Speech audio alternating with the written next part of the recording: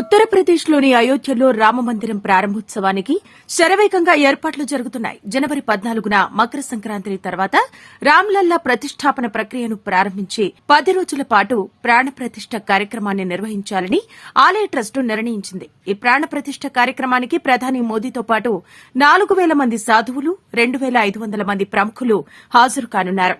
జనవరి 22న పవిత్ర ప్రాణప్రతిష్ఠ కార్యక్రమం జరగనుంది. 23 నుంచి సాధారణ ప్రజలకు శ్రీరాముడి దర్శన భాగ్యం కల్పించనున్నారు. తెలుగు రాష్ట్రాల ప్రజలు సైతం అయోధ్య రాముడిని దర్శించుకోవచ్చు. తెలంగాణ, ఆంధ్రప్రదేశ్ మీదుగా 2 రైళ్లు అయోధ్యకు చేరుకుంటాయి. యశ్వంతపురం నుంచి గోరఖ్పూర్ వెళ్లే 15024 నెంబరు రైలు కాచిగూడ మీదుగా అయోధ్యకు చేరుకుంటుంది. ప్రతి శుక్రవారం ఉదయం 10:50 ఈ గోరఖ్పూర్ ఎక్స్ప్రెస్ కాచిగూడలో బయలుదేరుతుంది. అలాగే తెలుగు రాష్ట్రాల్లో ధర్మవరం, అనంతపురం, కర్నూలు సిటీ, మహబూబ్ నగర్, కాచిగూడ, ఖాజీపేట, సిర్పూర్, కాగజ్నగర్ స్టేషన్లలో ఆగుతుంది. 1690 కిలోమీటర్లు ప్రయాణించి శనివారం సాయంత్రం 4:30 అయోధ్యకు చేరుకుంటుంది.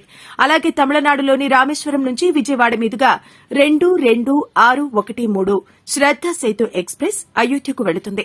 ఈ రైలు విజయవాడలో ప్రతి సోమవారం రాత్రి 8:10 బయలుదేరి 1813 కిలోమీటర్లు ప్రయాణించి బుధవారం తెల్లవారుజామున 4 గంటలకు అయోధ్య జంక్షన్ కు చేరుకుంటుంది.